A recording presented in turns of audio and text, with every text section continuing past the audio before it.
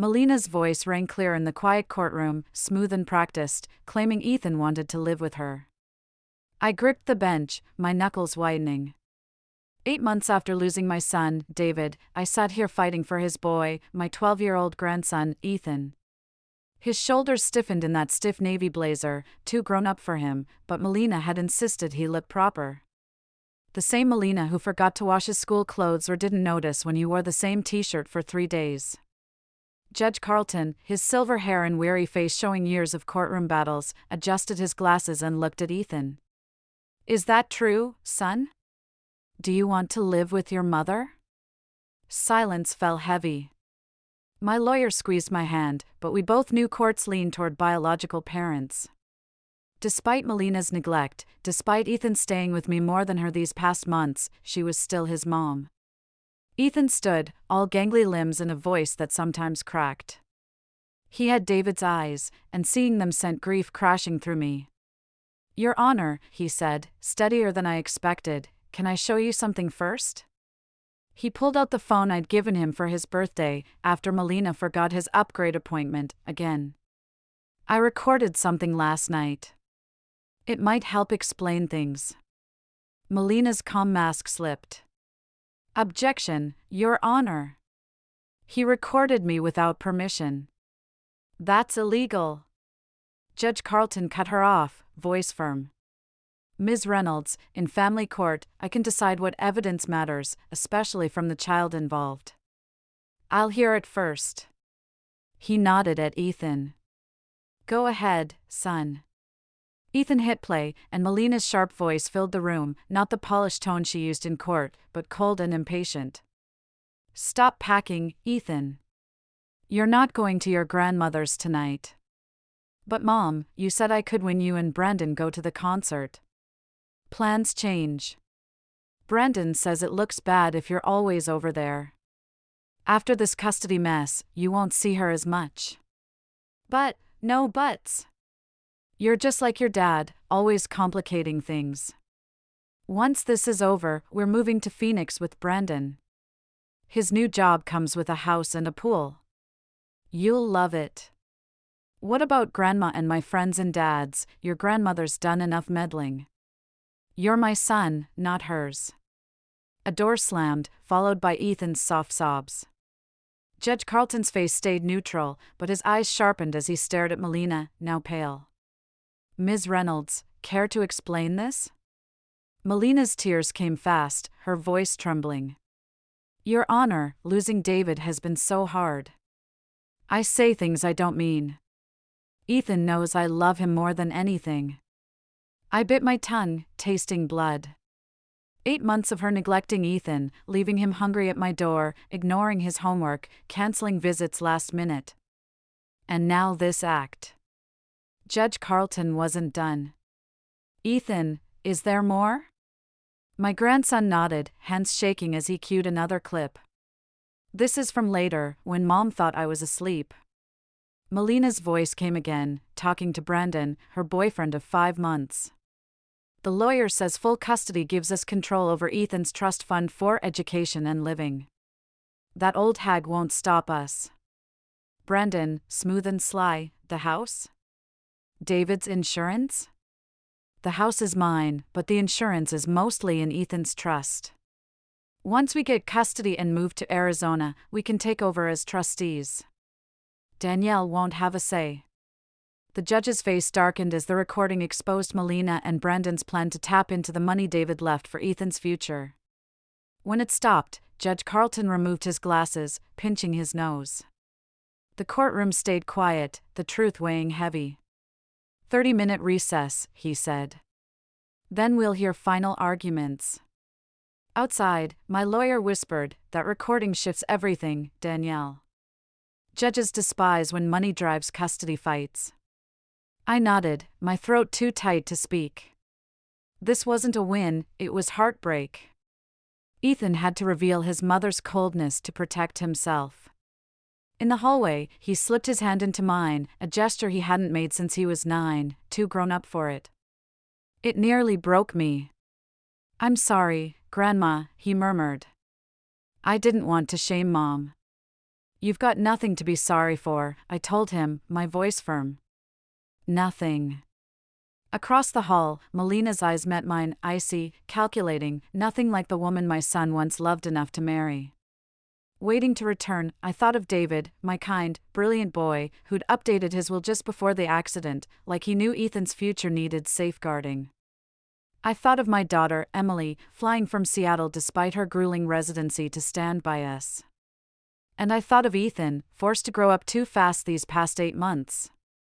No matter what came next, I'd protect him. For David, for our family. The bailiff called us back, and I squared my shoulders, ready for whatever lay ahead. For Ethan, for David, for us. Judge Carlton's words rang in my head as I unlocked my front door. Now Ethan's home too, at least for now. Temporary full custody to Danielle Carter, pending home study and evaluations. Evidence suggests potential financial exploitation. Melina's face at the ruling, shock turning to cold fury, would stick with me forever. Her parting shot in the parking lot lingered. This isn't over. Not by a long shot.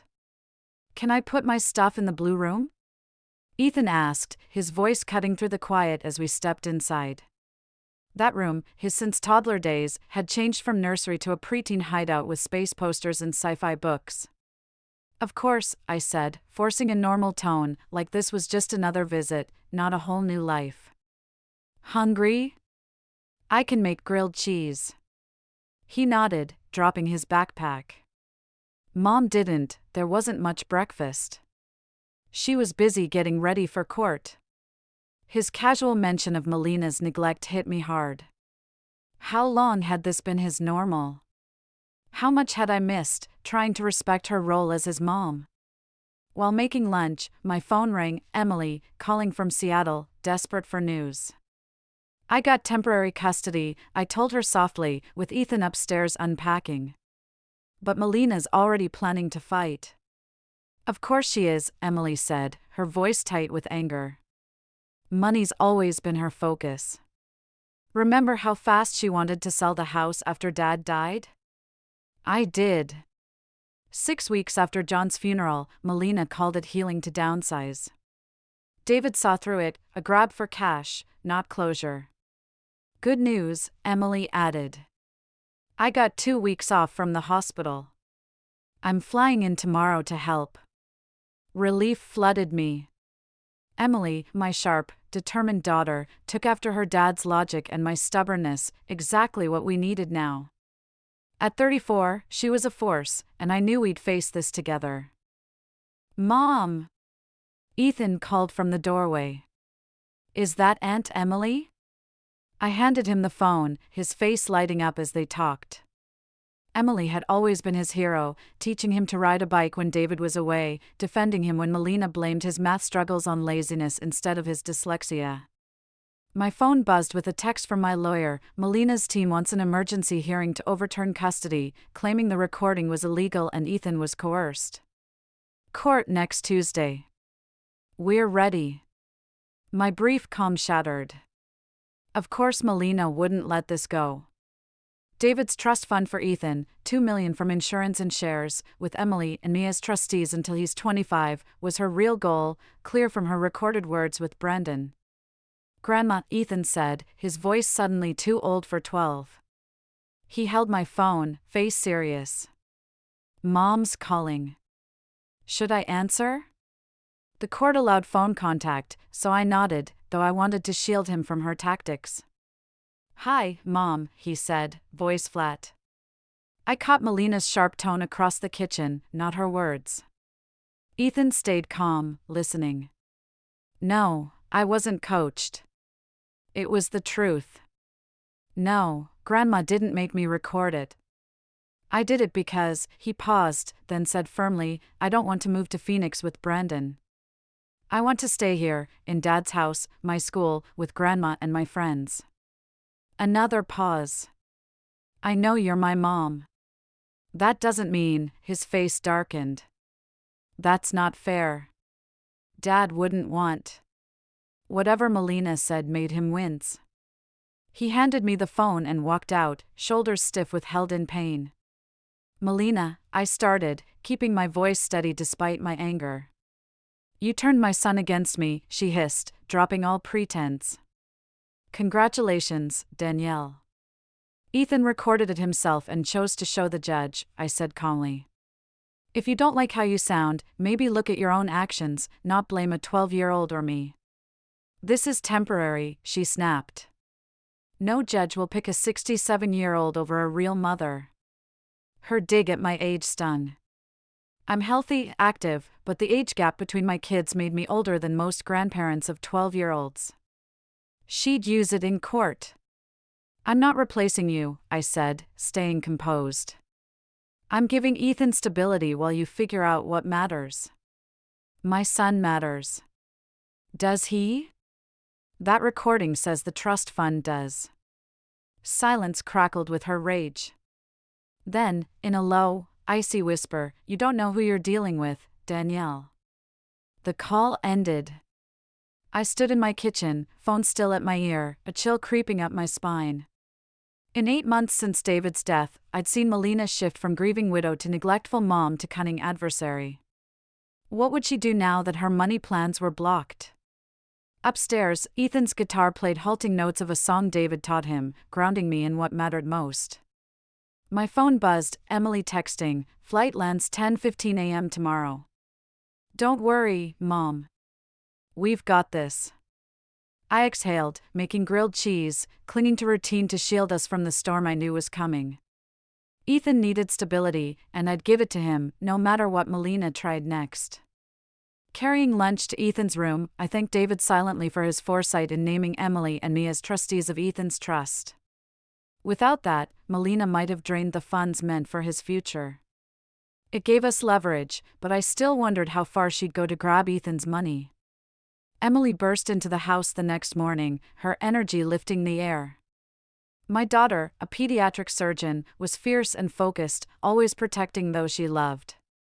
"I've contacted 3 custody psychologists," she said before dropping her suitcase. "And I've got Ethan's medical records showing Melina's missed appointments and delayed shots." I smiled, tired but grateful. "Coffee first, sweetheart?" Emily laughed, easing up. "Sorry, Mom." Doctor mode. She hugged me tight. "How are you holding up?" "Really?"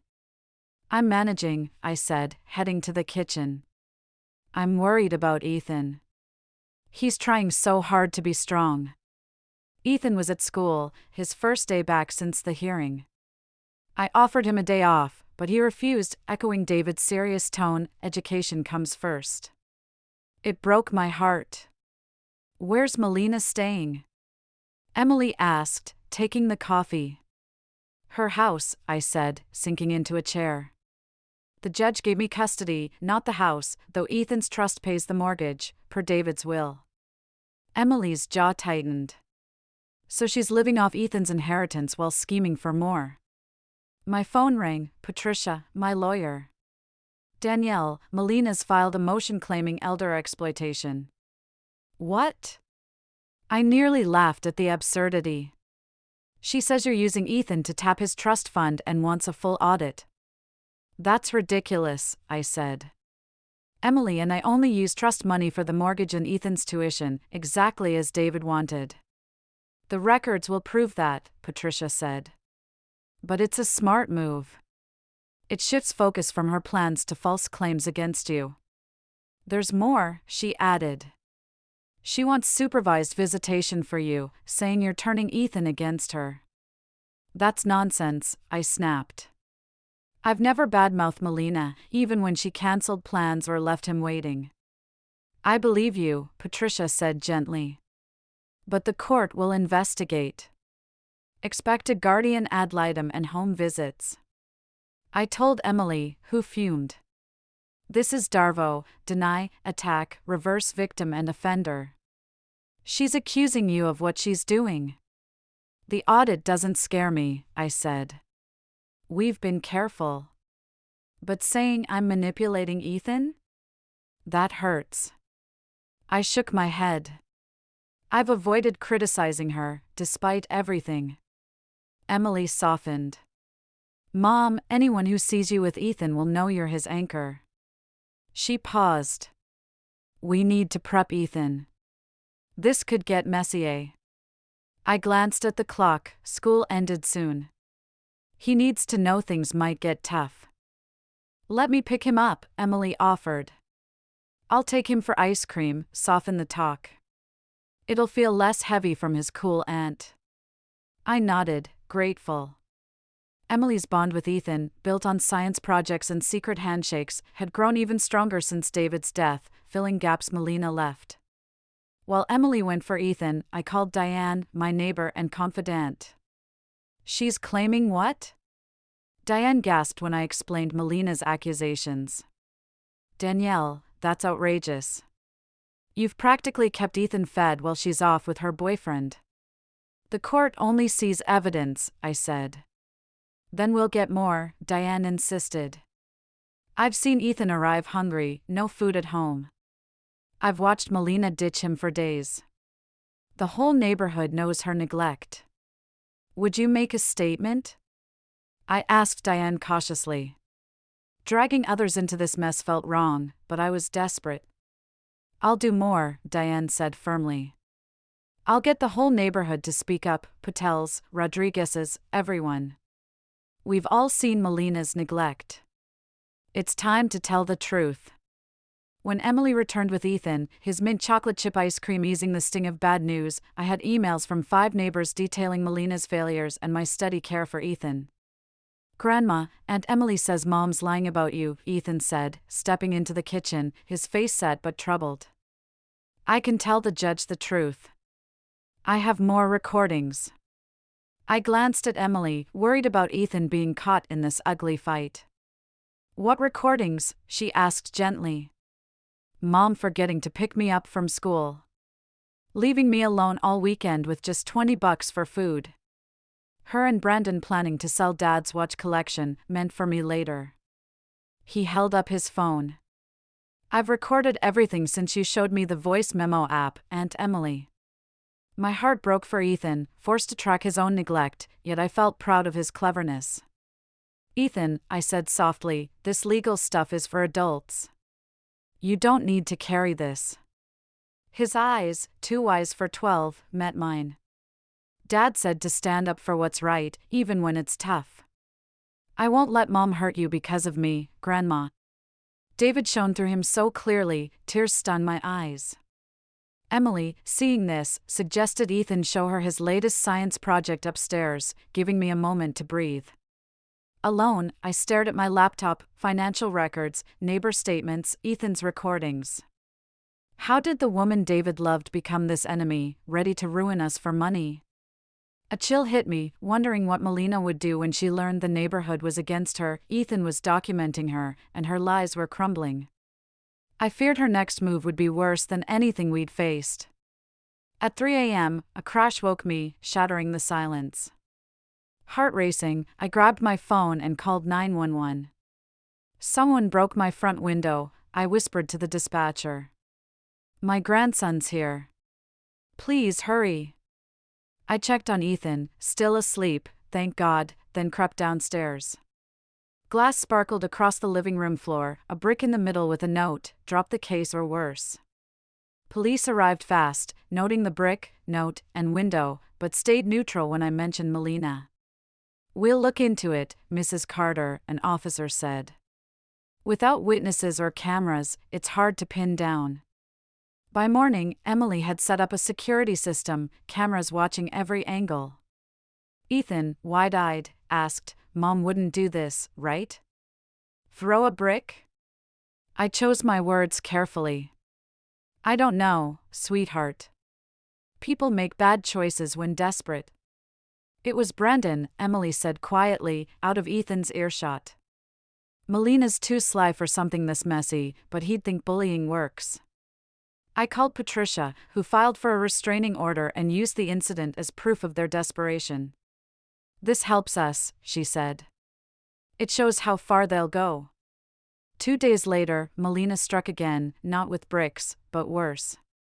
She started a social media campaign, painting herself as a grieving widow torn from her son by a scheming mother-in-law. Edited photos of happier times with David and Ethan mixed with tearful videos about grandparent alienation and financial abuse. Strangers raged in comments, distant relatives shared her posts, shocked. "She's rewriting reality," Emily growled, scrolling through the lies. "She's the loving mom, and you're the bad guy." I felt sick watching her story spread. Should we fight back? Set the record straight?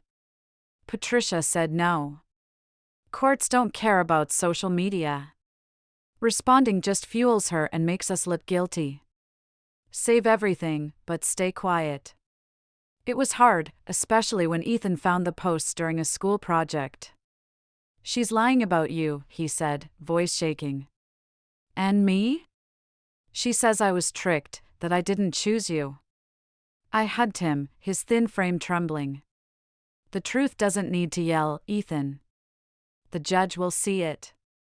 But I worried, Melina's fake story could sway even a fair court.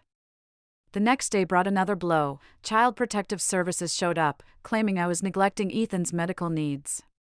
Ms. Chai Torres, the social worker, was thorough, checking the fridge and house, talking to Ethan alone. Emily and I sat in the kitchen, tense but clean-handed. "This is ridiculous," Emily hissed. "You've handled every doctor visit since David died. Ethan's healthier now than ever." When Ms. Torres finished her inspection, her face softened. "Mrs. Carter, I'll be honest. We get lots of reports in custody cases, and we have to check them all. I see no issues with Ethan's care here." Relief flooded me. "Thank you. I know you're just doing your job." But, she added cautiously, the reporter made several claims. This was only the first visit. More may follow. After she left, Emily called Patricia right away. "Melina's using the system against us," she said. "First social media, now CPS. What's next?" "This is typical high-conflict custody tactics," Patricia replied. "But judges know this game. Her false reports actually help our case for final custody." Still, the attacks wore me down. I flinched at every odd sound, checked security cameras constantly, and second-guessed every detail of Ethan's care, fearing Melina's next move. Ethan was struggling too, sleepless nights, no appetite, jumping at shadows. When Emily suggested therapy, he pushed back. "I'm not crazy," he said. "I'm just scared of what Mom might do." Emily smiled gently. "Therapy's not for crazy people. It's like physical therapy for surgeons with sore backs, help for tough times." Her doctor logic clicked, and he agreed. Dr. Kavita Shah, a family trauma expert, quickly connected with Ethan. After their third session, she pulled me aside. "Ethan's strong," she said, "but he feels he has to protect you from his mom." My heart dropped. "That's what I've tried to avoid." "Kids see everything," she said kindly. "He knows you're stressed, no matter how you hide it." "But something else worries me." She paused. "Melina's texting him, saying if he tells the truth and goes back to her, she'll stop fighting you." Her cruelty stunned me, twisting Ethan's love for me against him. "He said no," Dr. Shaw added, "but it's stressing him out, forcing him to choose between you and himself." I shut my eyes, studying myself. What do we do? First, block direct contact with Melina, use a court-approved app to track messages. Second, assure Ethan adults will handle this. Third, she looked at me, you need support too. This is hard, especially while grieving David. That night, after talking with Emily and Patricia, we filed a motion to limit Melina's contact to a monitored app. As I cooked dinner, clinging to normalcy, Emily's face darkened at a text. "What now?" I asked, bracing myself. "Dad's old hospital friend," she said. "Melina got a job in billing, where they keep employee medical records." The risk hit hard. As co-trustee, Emily was a target too. "I'll call HR tomorrow," she said, typing an email to her boss and legal team. Later, as Ethan slept, Calmed by Dr. Shaw's bedtime routine, Emily and I sat on the porch, security lights casting shadows. She won't stop, Emily said softly. We block one move, she finds another. I stared at the yard where David once played, where he taught Ethan to ride a bike. No, she won't, I agreed. We need to end this for good. How? Emily asked. We're doing all we can legally. I thought of Melina's greed, her patterns, her flaws. She's after Ethan's money, I said slowly. What if we use that against her? Emily's eyes lit up, exhaustion fading. What's the plan, Mom? Something David would call nuts, I admitted. But crazy might be what we need. You want to do what? Patricia stared, coffee cup paused midair. Pay Melina to leave? I stayed calm. Not with Ethan's trust, that's safe. My own money. Emily nodded. Mom thought it over. Melina's driven by cash. If we tackle that, we might end this without more pain for Ethan. Patricia set her cup down. I get it, Danielle, but paying her could look like guilt. Why would an innocent person pay to fix this? Because an innocent person puts a kid's needs first, I said. Every day of this hurts Ethan, bricks, CPS, social media lies. It's killing him slowly. Emily added, and Melina's hospital job could let her dig into my records. We've warned HR, but systems leak. The longer this goes, the worse she'll get. Patricia leaned back, thinking hard, as she always did. Say you get permanent custody, she said. Melina would still have visitation, a chance to keep manipulating Ethan. That's the next step, I said. We don't just offer money. We give her a way out, a big sum for voluntarily giving up parental rights. The idea felt extreme, even to me. Terminating parental rights was a last resort in family law, usually for severe abuse or abandonment cases. It's rare for courts to allow voluntary termination, Patricia said cautiously. They usually require another parent ready to adopt. That's why Melina has to suggest it, Emily cut in. We don't mention termination. We offer money to settle things completely and let her take it from there. Patricia looked doubtful. Even if she proposes it, a judge will dig deep. There needs to be a strong reason beyond money. What about her move? I suggested. Melina's talked about Phoenix with Brandon. If she frames termination as a kind choice, giving Ethan stability instead of cross-country visits, it might work with the court. And if she brings it up first, Emily added, after we've shown she cares more about money than Ethan, it backs our case.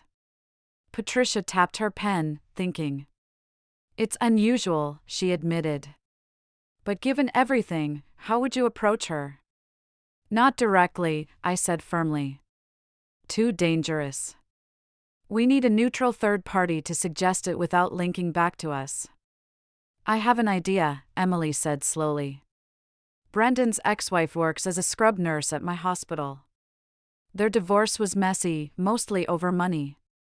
She might want to mess with his new cash cow. Patricia raised an eyebrow.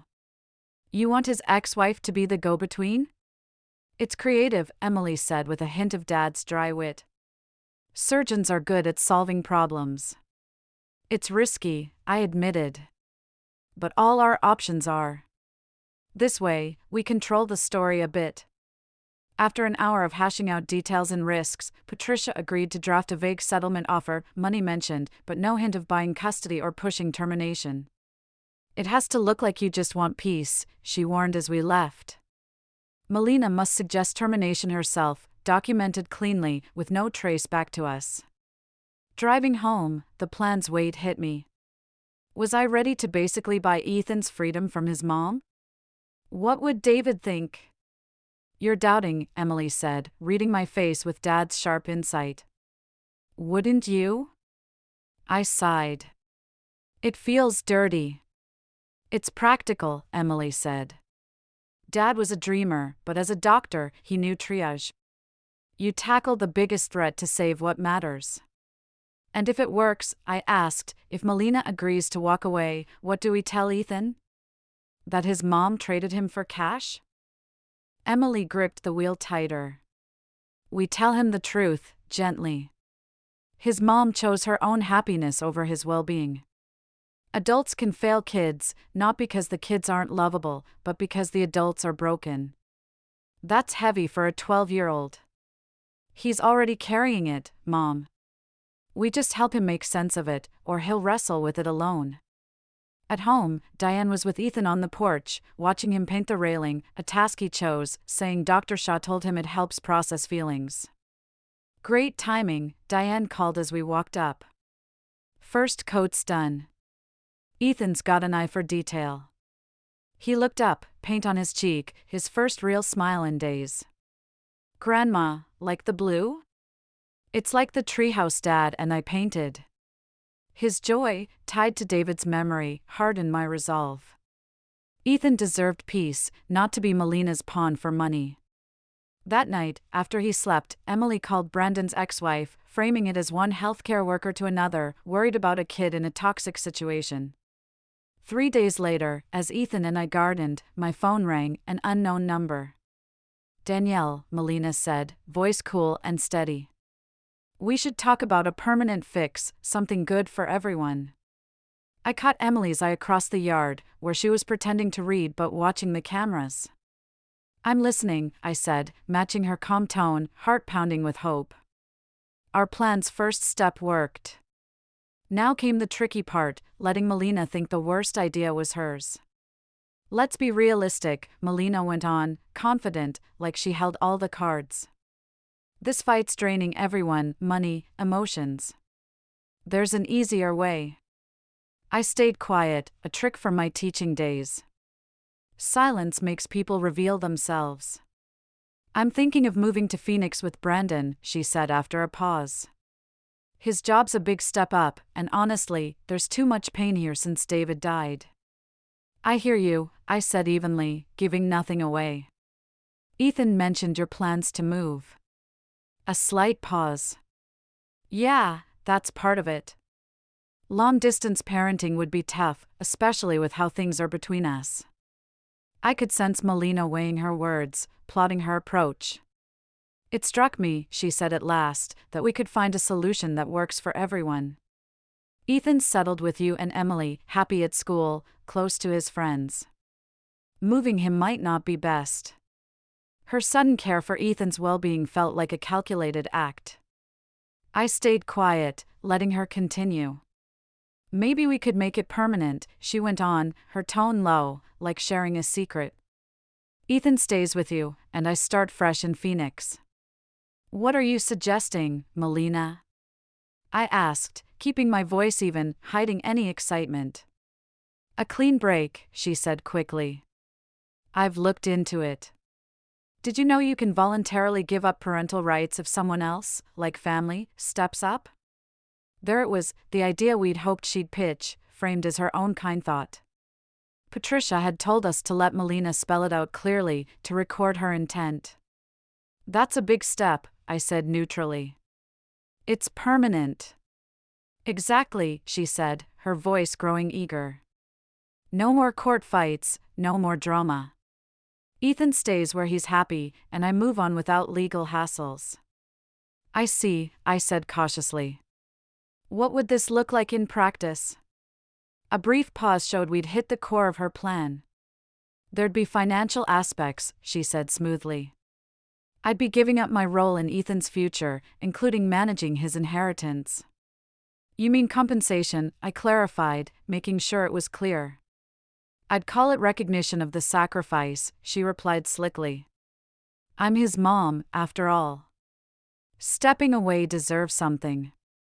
I took a deep breath, feeling Emily's eyes on me from across the yard. What kind of recognition? $250 is 000, she said without missing a beat, as if she'd priced her motherhood. One payment, then I'd give up all parental rights and claims to Ethan. It was less than we'd expected, showing either her weak bargaining or her rush to cash out.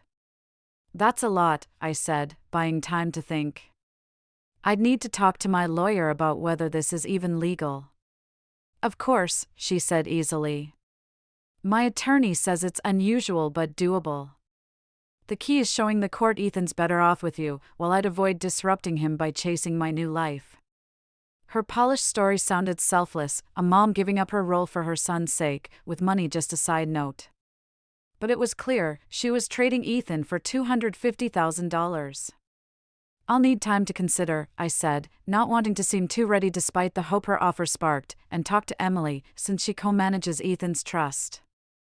I get it, Melina said, a hint of impatience slipping through her calm. But Brendan's job offer has a deadline. We'd need to move within a month, so decide soon. Her fake urgency was obvious, a pushy sales trick, but I didn't call it out. Let her think she was winning. I'll let you know in a few days, I promised. This isn't a quick choice.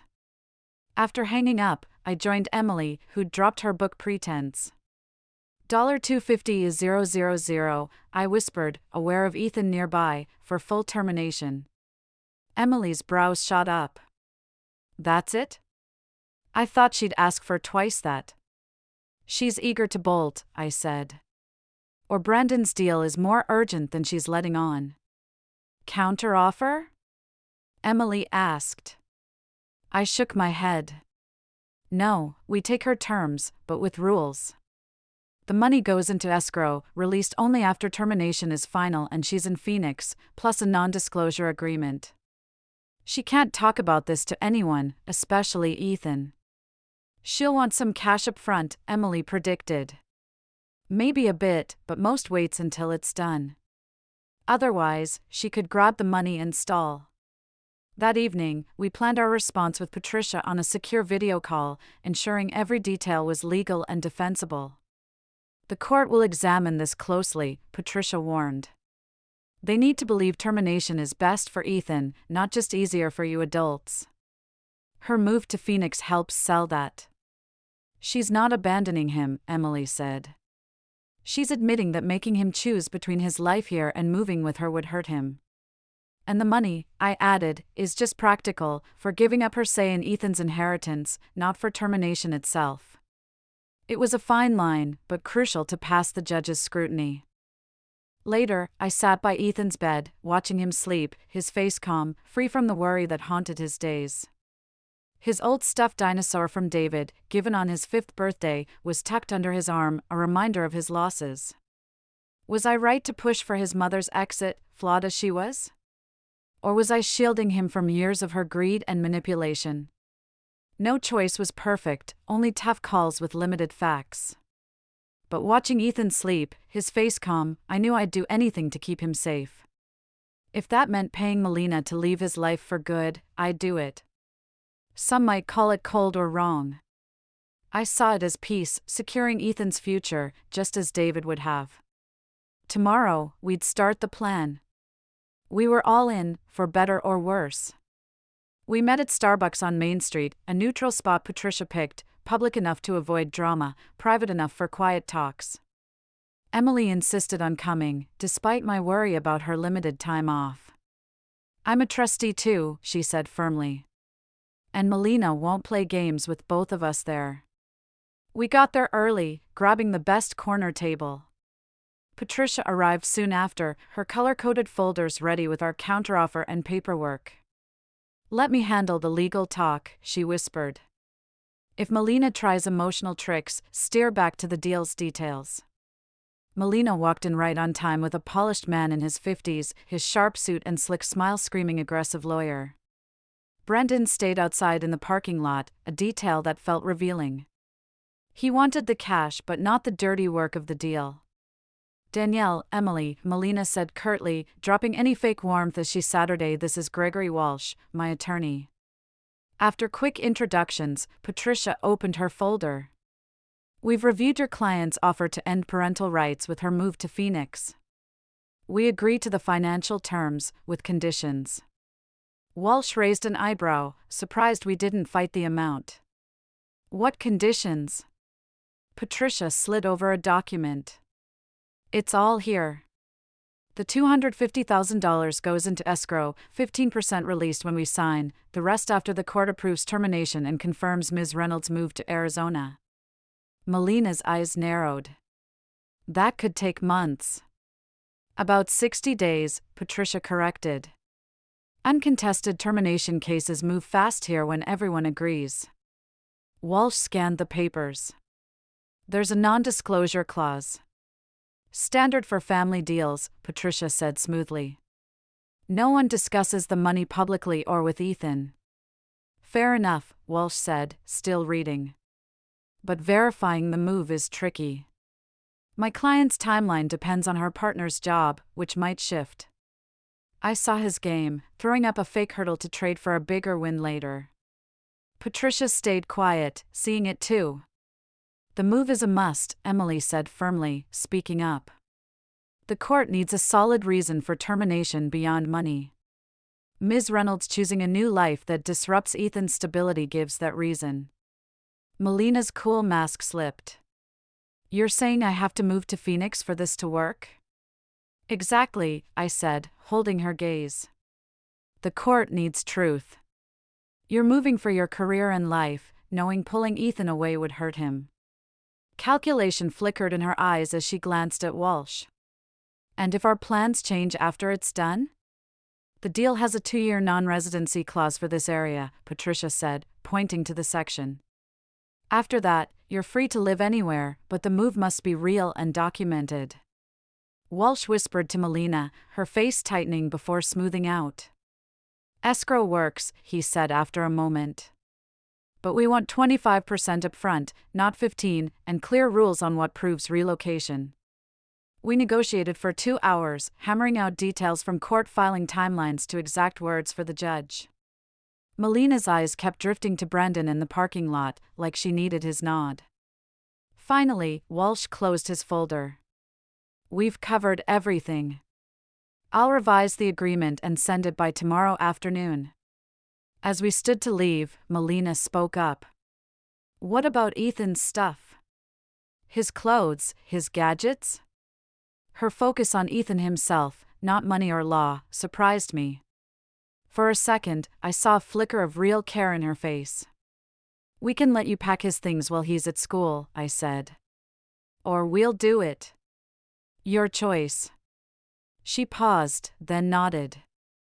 I'll do it. I want him to have some things from David. Melina's mention of David hit me hard. I sometimes forgot she once loved my son, built a family with him, gave birth to Ethan. What turned her into this woman, calmly trading her son for money? I'll let you know when Ethan's out for a few hours, I said softly. You can have that time alone. A flicker, gratitude, maybe regret, crossed her face before her cool mask returned. Thanks. As we headed to our cars, Emily asked what I was thinking. Will she really go through with it when it's real? Patricia paused. The money's a big pull, and she's tied to Brandon, but signing away rights is final. Some back out at the last moment. Not Melina, I said quietly. Not if the cash is enough and her path with Brandon is clear. How do you know? Emily pressed. I thought of Melina's cold choices over the past 8 months, her calculated moves, her focus on herself. She's already checked out emotionally from Ethan. The legal part's just catching up to what she's already done. In the parking lot, I saw Brandon watching us, his face greedy and restless. Suddenly, it clicked, we weren't really negotiating with Melina. She was just his tool, a truth that solidified my resolve but deepened my grief for the family David once trusted. Let's go home, I told Emily. Ethan's waiting to hear about the meeting. I wouldn't tell him yet that his mom had priced their bond, or that we'd agreed to pay. Why does Mom need to pack my stuff? Ethan asked, confusion in his eyes as I explained the next day's plan. We sat at the kitchen table, sunlight pouring through the new windows post-brick incident. 3 weeks after our meeting, the agreement was signed, the first payment was in escrow, and court papers were filed. Tomorrow, Melina would pack Ethan's things while he was at the Science Museum with Emily. You're staying here, I reassured him.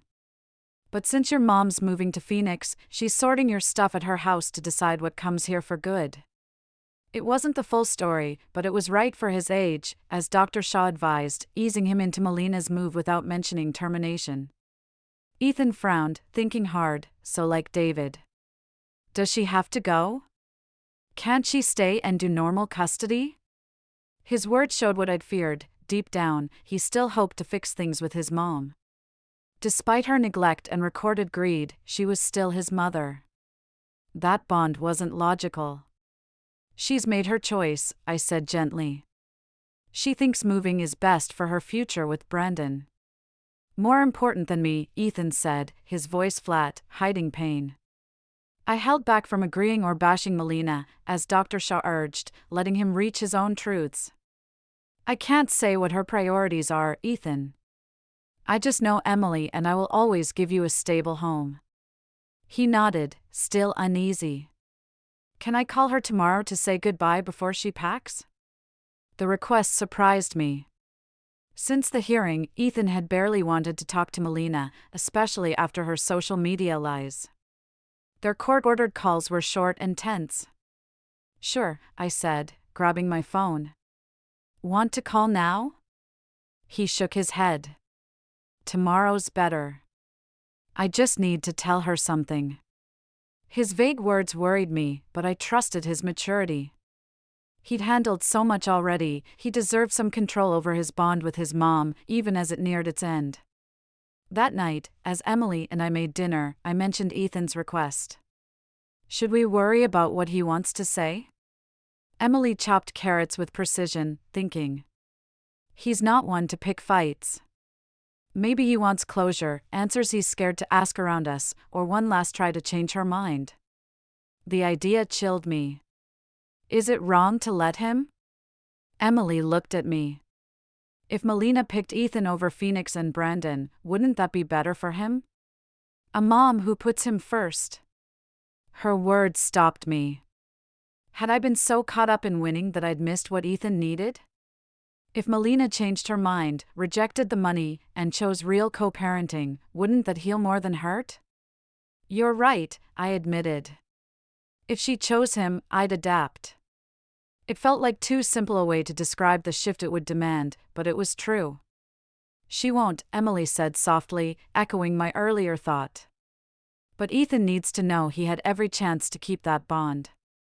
Otherwise, he'll wonder forever if he could have stopped this. Dr. Shaw agreed on our call that night after Ethan slept. Giving Ethan some control in this change is key for his healing, she said. Even if it hurts, it's better than feeling helpless in something that changes his whole life. Rain fell that morning, heavy and gray, matching the quiet mood as Ethan got ready for his day with Emily. He was subdued, answering in single words, barely touching his cereal.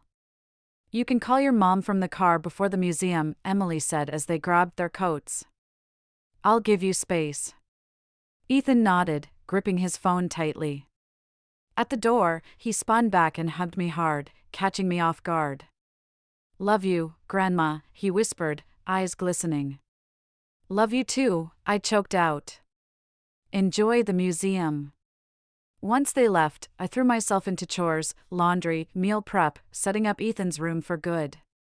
Anything to avoid thinking about Melina across town, erasing herself from her son's life. Patricia called mid-morning. Melina's lawyer says she'll be at the house from noon to 3.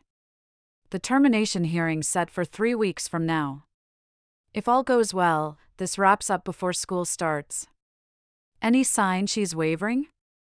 I asked, still mulling Emily's words from last night. None, Patricia said. She's even asked about speeding things up. She's ready to move. Her eagerness both eased and hurt me, relief for Ethan's path to stability, sorrow that a mother could so easily let go. Just after noon, Emily texted, call with M done. Short, emotional. E's upset but coping. Sticking with museum plan. Back by 4. I held off asking more, trusting Emily to share later, and focused on making Ethan's favorite lasagna to comfort him after a tough day. At 3 o'clock, Melina's number lit up my phone. I answered warily, unsure what was coming after Ethan's call. I'm done at the house, she said, her voice oddly soft. Ethan's clothes are in suitcases, his special things in labeled boxes. Thank you, I said, keeping my tone neutral. Anything else before the court date? A long pause followed, so long I checked the call. Then, barely audible, he asked why the money mattered more than him. Her words hit like a punch, simple and crushing. What did you say? I asked when she didn't go on. The truth, she said, voice steadying. I'm not built for motherhood. I tried for David, but it's not me. Ethan deserves better. Her blunt honesty stunned me, so different from her usual calculated moves. That must have been hard, I said carefully. He forgave me, she went on, ignoring me. After all this, he said he forgives me and hopes I'm happy in Phoenix.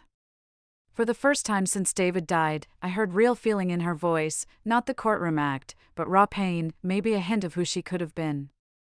Ethan has David's heart, I said softly. Yes, she said, the word heavy with what she was giving up. Take care of him, Danielle. The call cut off, leaving me in the kitchen, surrounded by lasagna ingredients, stunned by this glimpse of humanity from someone I'd seen only as an enemy. When Emily and Ethan got home, their faces told me something had changed. Ethan's eyes were red but clear, his shoulders lighter, like a burden was gone. I told Mom she can go, he said simply. She doesn't have to pretend anymore. We're both better off. His calm words, spoken with strength, started our healing, not as winners, but as a family mending from loss. The family court felt different in the late summer light, less daunting than 3 months ago. Maybe it was the new situation, or Ethan's steady calm as we climbed the steps together. The building now seemed a place for answers, not battles. Today's mostly routine, Patricia said outside courtroom C. Judge Carlton's reviewed everything and talked to Ethan and Melina privately. Unless he sees issues, this should be simple. Ethan, in his slightly snug navy blazer and khakis from the first hearing, nodded gravely. At 12, almost 13, he straddled childhood and adolescence, handling grown-up problems while still loving Pokemon and Legos. Emily fixed his crooked tie. You don't have to speak unless the judge asks, she said. If you're uneasy, look at us. We can take a break. I'm okay, Ethan said, his quiet confidence growing since his talk with Melina. The last 3 weeks showed a change in Ethan, better sleep, bigger appetite, back to hobbies he'd dropped during the custody fight. Dr. Shaw called it a child's natural bounce back once the main stress was gone. In the courtroom, I saw Melina and Brandon across the aisle. Her gray dress screamed serious, while Brandon's face showed he just wanted this over. Judge Carlton entered at 9 o'clock, all business but not harsh. After the lawyers outlined the termination agreement, he spoke to Melina. Ms. Reynolds, I've reviewed your petition to end parental rights, the paperwork, and our private talk. Do you understand this is permanent and irreversible? Melina stood, hands clasped. Yes, Your Honor. And you know you'll lose all legal rights to see, contact, or decide anything for your son. I understand, she said firmly. Judge Carlton eyed her closely. Voluntary termination usually needs extreme reasons or a step-parent adoption. Neither fits here. Why should I approve this? Melina followed our planned story. Your Honor, I'm moving to Phoenix for work and personal growth. Long-distance co-parenting would unsettle Ethan, given our tough past. He's got a stable home with his grandmother and aunt, his school, friends, and therapy for coping with his dad's death. She paused, then added unscripted, Ethan deserves parents who are all in. Danielle and Emily have been that. I haven't. Her honest words surprised me, and Judge Carlton's face softened. Mr. Walsh, he said to Melina's lawyer, there's a financial settlement tied to this. Is it payment for her rights? Walsh was smooth. Not at all, Your Honor. It covers relocation costs and acknowledges the Carters' new financial duties. It's for a smooth transition. Judge Carlton's slight frown showed doubt, but he moved on. Ethan Reynolds, he said gently, we talked last week, but I need to check if you still feel the same. Do you understand what's happening? Ethan stood, voice steady. Yes, sir. My mom's ending her legal role as my parent to move to Arizona. Grandma will have full custody. And you're okay with that? Ethan nodded, then said clearly, my dad said family is about showing up, not just blood. Grandma and Aunt Emily show up every day. I'll be fine with them. The courtroom hummed at his wise words. I fought tears, hearing David's favorite saying in his son's voice. Judge Carlton nodded. Thank you, Ethan.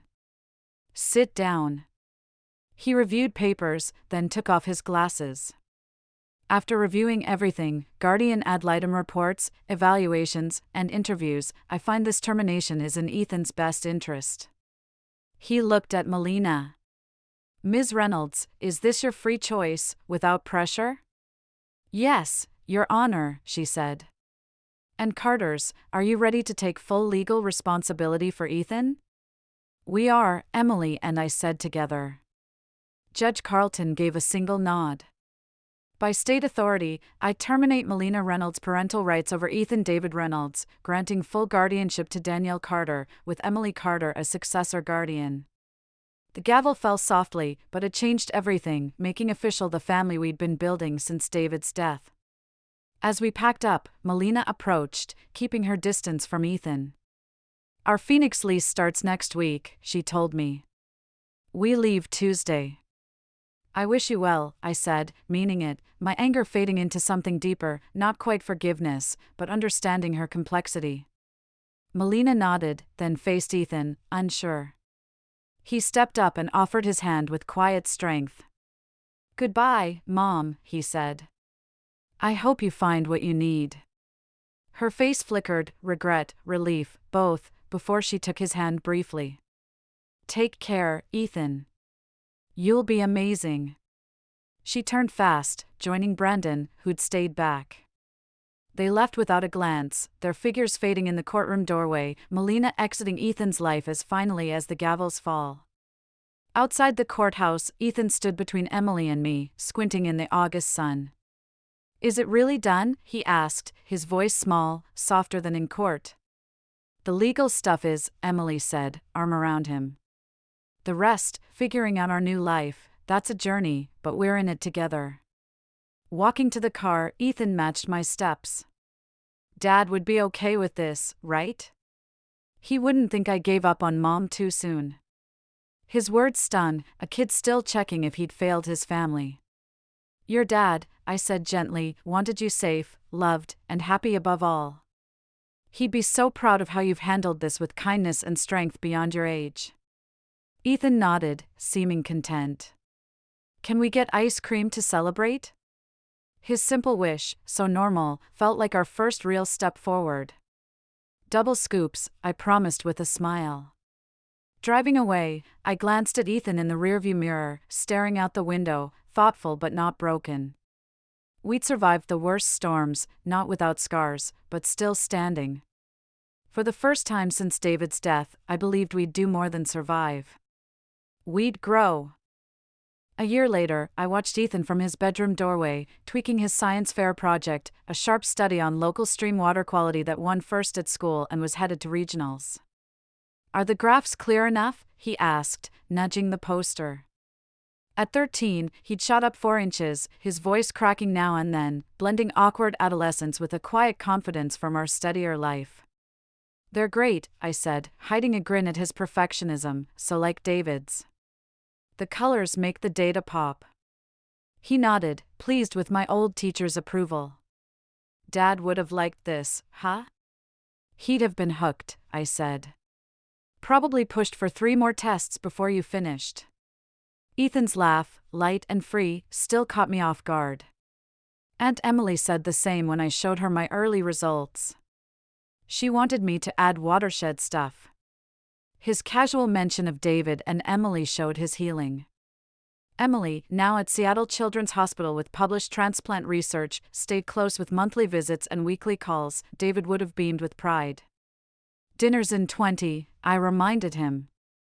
Diane and Dr. Shaw are coming. Got it, he said, turning back to his display. In the kitchen, I finished our celebratory meal, lasagna, Ethan's favorite, with garlic bread and garden salad.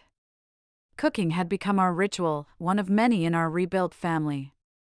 Diane arrived with her famous tiramisu, followed by Dr. Shaw, now a friend after guiding us through the crisis.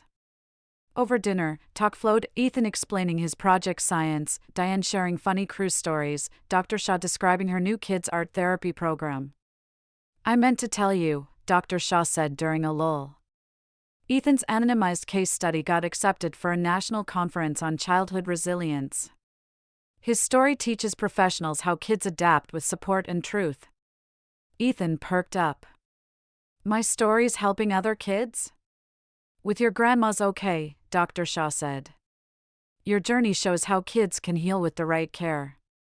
I saw Ethan's shoulders lift, his pain now carrying meaning. Speaking of that, he said, putting down his fork, I want to show you something. He ran upstairs, returning with his tablet. I found this last week in old files. It's the first recording from the court case. That moment, Ethan holding up his phone in court, exposing Melina's greed, tightened the air at our happy table. Are you sure you want to revisit that? I asked gently. Melina had vanished to Phoenix, silent per the agreement, no cards or calls for Ethan. I'm sure, he said firmly. It matters. He hit play, and Melina's sharp voice filled the room, dismissing my visits. But then it went on, unlike the court version. Mom, Ethan asked, do you even want me to live with you? A long pause. It's complicated, Ethan, she sighed. That's not an answer. Another pause. Honestly, I wasn't meant to be a mom. Your dad wanted kids, and I loved him, so I tried. But it's not me, not like it is for your grandma. Then why fight for custody? Ethan's voice shrank, fragile. Because that's what moms do, she said bitterly. Admitting I don't want it makes me a monster. Not to me, Ethan said softly. I'd rather know the truth than live with someone who resents me. The recording stopped, leaving us silent. That's not the court one, I said, stunned. No, Ethan said, eyes steady. This was 2 weeks earlier. I thought if she admitted she didn't want me, it'd fix things. But then I heard her and Brandon plotting about the trust fund, and I knew, he paused. Showing she didn't want me would shame her too much. The money talk was better, it showed their greed, not her failing as a mom. His compassion, protecting Melina's dignity while she neglected him, left me speechless. Even in his hurt, he'd shielded her from looking like a failure.